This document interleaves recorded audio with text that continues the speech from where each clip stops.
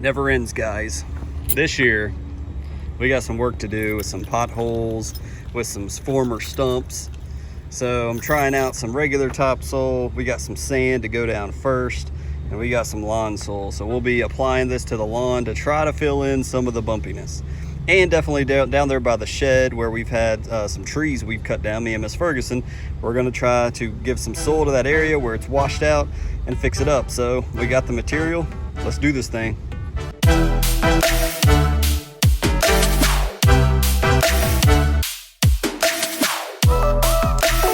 What's up, YouTube? Welcome back to Central North Carolina here in our GCI Cool Blue Turf Type Tall Fescue lawn here. I appreciate you clicking on the video. Welcome back. Today, as you saw in the intro, we went to Lowe's, picked up some things here. We got some topsoil, we got some sand here. And the reason that I did that is right over here in the corner. Again, as I said in the last video, I'm trying to kind of direct all of these videos here in July and August towards fall seeding and preparation for that, and have it on record, documented, as I've always talked about. I'm not a lawn care professional, I'm a DIYer, but I want to document these are the things I'm doing in summer where growth is a little bit slower. I need to mow today, need to get a mow on this thing, but also there's things that we need to prepare for before we aerate and seed. Another thing I'm hearing a whole lot about out in YouTube world is there's a lot of people that's not doing mechanical aeration anymore. They're completely depending upon Aerate, the next product, and they're dependent on liquid aeration. I'm not in that camp. I like doing both. I don't have any Aerate in my shed at this time. I've used it all, but I've been using Aerate for the past 2 years. But I still like every year I'm going to go and I'm going to rent that mechanical aerator, and I'm going to do the plug aerator in my lawn every year. I believe in it. I just think it helps more than people realize. So I would encourage you to consider that. That has been the biggest difference maker to me is pulling up those cores of dirt. And really loosening the compaction all around my lawn once a year is huge to me, and I think it makes a major difference. So consider that as well. But anyways, we'll walk down here under the tree. It is somewhere around, I don't know, 9:30 in the morning, so hopefully the lighting will be good. But I want to show you this area that I briefly have showed you in the past of why we purchased all these items and where they're going to be going. So I've not been sure what this video was going to be about, and the latter half of this video likely will be me mowing. We haven't done a video where it showed me mow the grass in a very long time, so we may just do a good old-fashioned Mr. Ferguson cutting the lawn. I think that might be suitable. So this is the area that I'm talking about, and again, it's kind of early in the morning, so the shade is all around. Me and Miss Ferguson cut this tree down. There was a tree that had a bunch of awkward limbs and stuff. I came out here with a drill and actually poured in some concentrate stump killer or whatever to begin to eat away at that wood, and it looks like it's already actually doing some work. But as I mentioned in the past, the neighbors have really fixed their side up right here, and it looks awesome. And so now that this tree is gone and all these limbs that used to be right here, some sunshine is able to get into this area. But I'm still going to plant the Jonathan Greed dense shade seed back in this area, not so much right beside the shed. We've talked about that. I'm going to be marking that out with paint. I'm not going to seed right there because we're going to be putting some rock or something in front of the shed area. But on the side right here, I do want to get some good looking grass growing here. So as you can see, if I bend down a little bit, you can see the hole right here though. It is uneven. There used to be a stump, I believe, right here, so I need to fill that in, and that's the purpose for the topsoil, the sand, and so I want to kind of level that out a little bit. Also, if you're looking at the kind of dirt that we got right here, it's real rocky. Again, it's been under a tree, so you got a lot of roots here. So is it going to be the best for growing grass? No. Do I think we can get some in here and let it kind of be established and maybe last all year? Possibly. We'll find out. But you can see a whole lot of rocks, and we've talked about rocky soil, you know, not good for the roots. But anyways, that's the goal and the idea. And here is Miss Ferguson's little shade garden she wanted to plant back here. We typically would burn things back here, but she wanted to plant some shade stuff. And then all of this, as you can see, this is where the rain likes to run. And as somebody mentioned in the comments, you're gonna have to, you know, kind of address that with topsoil back here, and that's exactly right. So I need to put dirt here. Again, you can see where water likes to run through here, and that's where I'm going to be putting some of that lawn soil. However, I don't want to do that now. I don't want it to dry out and get all you know, ugly and useless. And I think that junk costs $8 a bag, so I might not be buying that brand again. But the actual white bag of topsoil was like $3, so we may be putting some of that down here. But we want to put some topsoil. You see where the roots are now being exposed over here. So yeah, try to fix this up the best that I can. A little bit of raking, a little bit of picking up rocks, filling in this hole. That's what the purpose of the sand is. I like to go with sand a little bit at first. And this, as you can see, all this grass that's here is transplanted grass. It's still pretty solid. This came from when we dug out the side of the trees right here, and so we put some of the transplant grass right here, and it's actually taken. So but it's still kind of dipping down, and we need to fill that in. So I'm going to put a little bit of sand there and then put a little topsoil on top. So anyways, that's the idea, that's the goal, and that's why those bags of topsoil and sand and all of that lawn soil was there. So anyways, that's what that's for. So not going to work on so much of that today, but we're going to do a mow here, and yeah, we'll just enjoy the mow.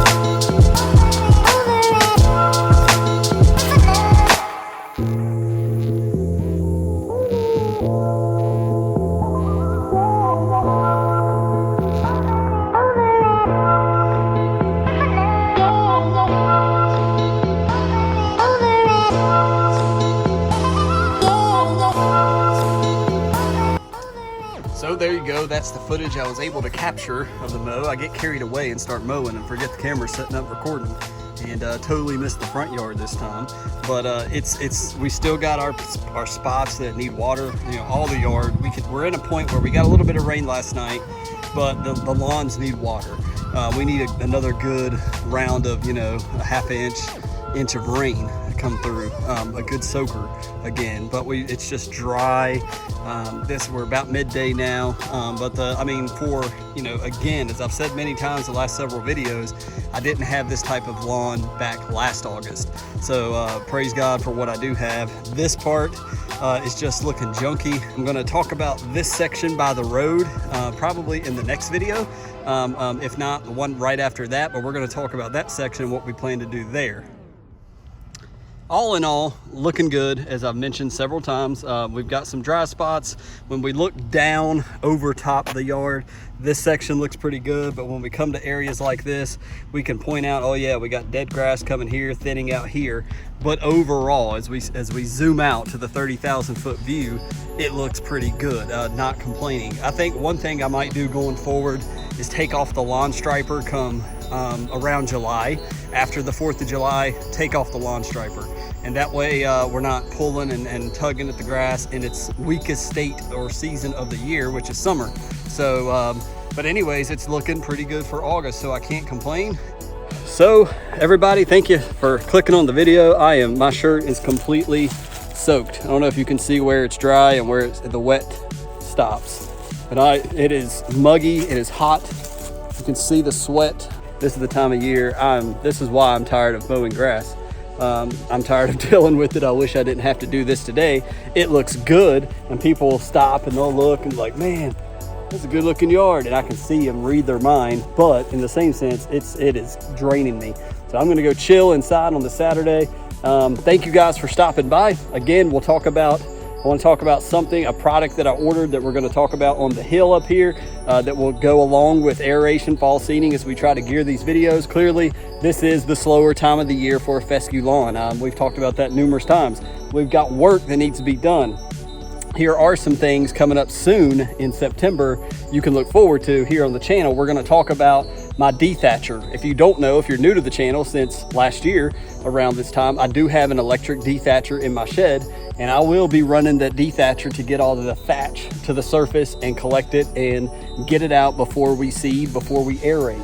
As we mentioned today, we're going to be working on this area, getting the rocks out, raking it, adding topsoil, trying to get this leveled out a little better, cover it with a little more dirt where the rain and water has washed it away. So there is preparations that need to be done in the summertime in the suckiness of the humidity and the heat. Thank you guys for watching. Share the videos if you will. Comment below, is your lawn completely dead? Are you just done with it this year? Are you continuing to mow? Are you being successful, you know, having a yard like me? Are you on the same level-ish as Mr. Ferguson? Have you got a better looking lawn? Or is your lawn completely dying off? Let me know in the comments below. I don't ask you guys to comment enough, and share the video, like the video. It helps me out trying to grow the channel. If you enjoy the content, obviously share and like. But I thank you guys for stopping by. Enjoy your Monday. Hope it's a good week for you. God bless you. We'll see you on Wednesday. God bless.